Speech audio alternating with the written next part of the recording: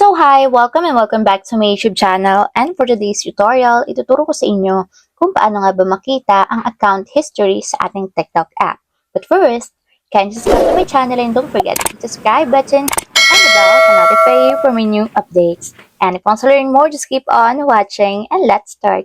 So ayan guys, for today's video, i-open lang natin ang ating TikTok account o yung ating TikTok app.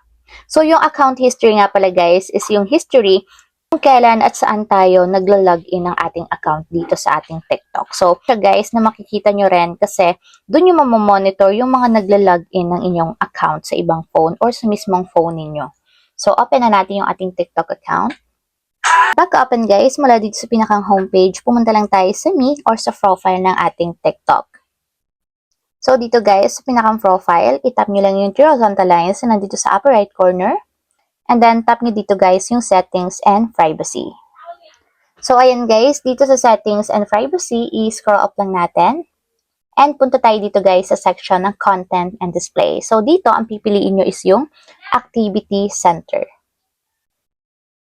So, ayan guys, dito sa activity center, hanapin nyo lang yung account history. So, dito nyo siya makikita sa part na to.